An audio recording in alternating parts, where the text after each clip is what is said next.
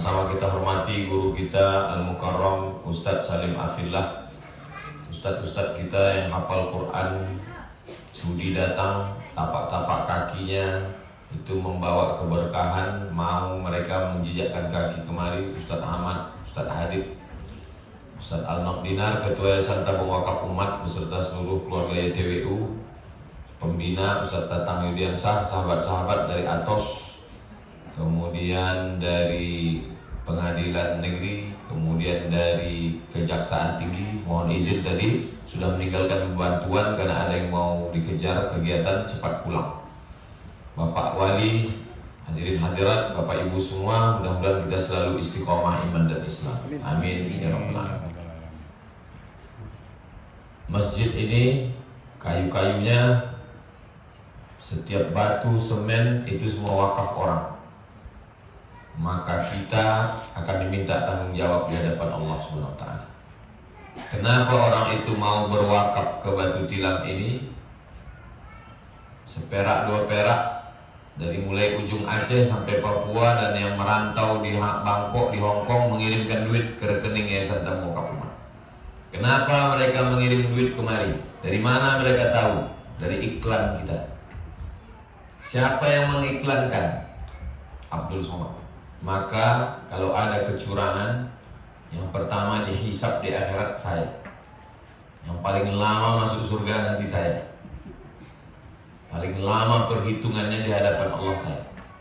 Maka saya minta Yayasan Tabung Wakaf Umat, kepala tukang, Pak Wali, masyarakat, tolong saya. Karena semua itu akan diminta pertanggungjawaban. Faman ya'mal misqala dzarratin khairan yarah. Sebesar biji sawi pun akan diminta tanggung jawab di hadapan Allah Subhanahu wa taala. Saya minta penghitungan keuangan Ustaz Al-Nok, catatan detil. Nanti ditengokkan ke audit internal Pak Samsul.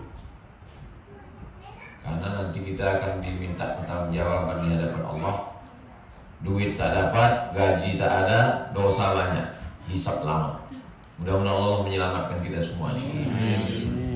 Setelah masjid kita bangun, maka kita dituntut untuk memakmurkannya. Karena sudah ada masjid jami', menurut mazhab Syafi'i tak boleh dalam satu kampung 2 Jumat. Maka masjid ini tidak masjid jami'. Masjid jami', masjid yang ada Jumatnya. Ini hanya masjid sholat 5 waktu, tak ada Jumatnya. Begitu kesepakatan kita kan? Maka kita mesti mengangkat imam 5 waktu yang bertugas menjadi imam. Dia muazzin. Kalau bisa dididiknya anak-anak sini, dibuatkannya jadwal jadi muazzin iqamat bagus. Kalau tak bisa dia. Kalau sampai ini kosong, tak ada sholat zuhur asar, istahwadat alaihimus syayatin, satu kampung ini diganggu setan. Jangan heran nanti kalau RT-nya kesetanan, RW kesetanan, wali kesetanan, masyarakat kesetanan. Karena kata Nabi, istahwadat alaihimus syayatin. Kalau sudah kita ikrarkan ini tanah wakaf dan ini masjid wakaf, berdiri sholat berjamaah, tak boleh kosong. Fardu kifayah menurut mazhab Syafi'i, fardu ain menurut mazhab Hambali, sunat muakkad menurut mazhab Maliki. Mesti ada orang sholat di sini. Maka kita bayar orang sholat di sini. Kita angkat satu imam yang sekolah agama, yang sekarang dia mencuci piring di Pekanbaru karena balik kampung tak ada kerja. Maka gajinya sebagaimana di Bagan Benio, kita iuran dengan Basnas, Yayasan Tabung Wakaf Umat, Basnas Kabupaten Kampar, Basnas Provinsi, patungan kita. Berapa kita bayar di Bagan Benio, Ustaz? Maka 2,5 juga kita gaji sini. Kita jemput anak itu pulang kembali, dia jadi imam, ada rapornya. Karena kami tak bisa datang menetap rutin di sini, rapornya berarti Pak Wali, Nenek Mama dan tokoh masyarakat di sini. Tugas dia imam 5 waktu, mengaji malam dari maghrib ke isya. Anak-anak diajarnya hari Ahad pagi, dia buat pagi di sini. Ibu-ibu pengajian sore Jumat, wirid Yasin, tahtim, tahlil, mengajar fardu kifayah. Dari mulai bersuci, darah haid, darah nifas, darah wiladah, mandi wajib, sampailah kepada sholat, zakat, puasa, ibadah yang sifatnya personal.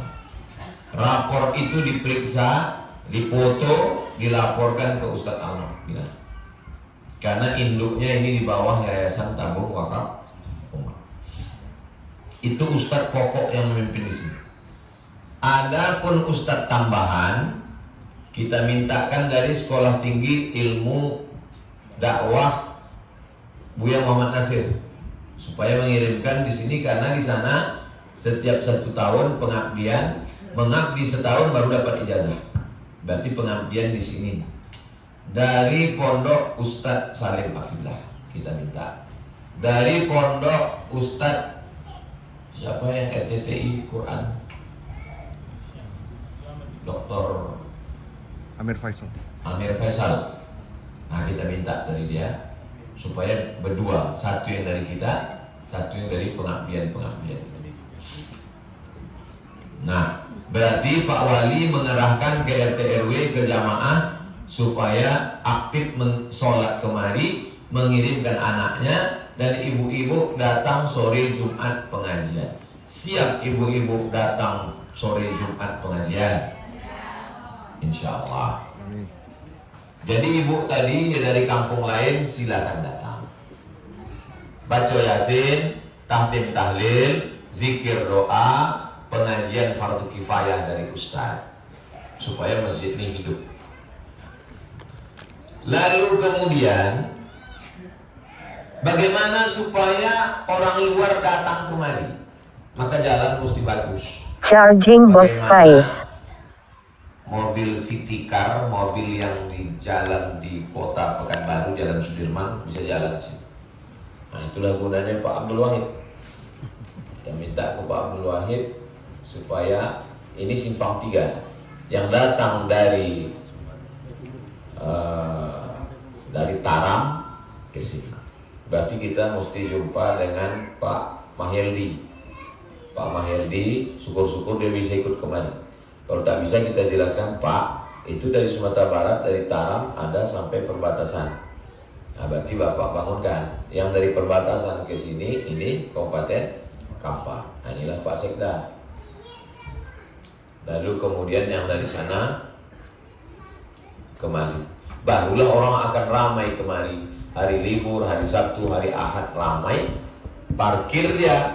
Nah itulah dia turap mesti dibetulkan. Tadi Bang Rizal mengatakan ini tanah sudah nampak mulai turun. Kalau terus menerus hujan, tanah turun, jatuh tembok ini, na'udzubillah, tumbang ini. Maka mesti tembok, karena ini sungai. Maka mesti supaya tempat parkirnya, paving blocknya, batakunya, WC-nya. Ibu-ibu yang berdagang, berjualan, apa yang mau dijual kalau orang tak ada? Maka hari Sabtu, hari Ahad 4 kali, berarti 8 kali dalam sebulan. Sabtu Ahad, Sabtu Ahad, Sabtu Ahad, Sabtu Ahad. Orang masuk ke dalam. Mobilnya tinggal di sini. Mau masuk ke dalam pakai ojek. Itulah pemasukan anak-anak muda. Pakai motor. Sebetulnya kami datang kemari ini bukan tak ada kerjaan, bukan tak ada pikiran. Banyak lagi yang kita pikirkan. Batu tilam ini bagian dari pikiran. Memasukkan ini mimbar, memasukkan meja ke dalam, maka ini nikmat besar bagi bapak ibu semua yang ada di apa nama kampung? Kebun Tinggi.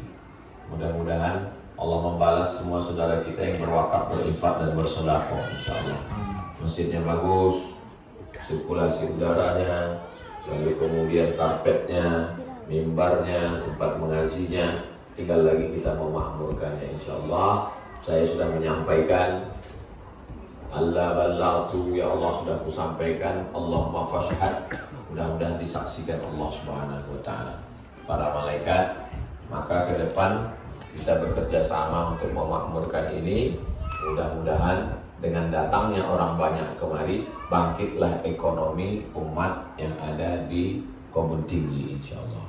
Mereka akan lalu di jalan, mampir, berapa orang datang, dia belanja, ngisi minyak, dia lapar, beli makan, Apalagi di sini ada produksi ikan hasil pancingan, ikan salai, jual makanan tradisional.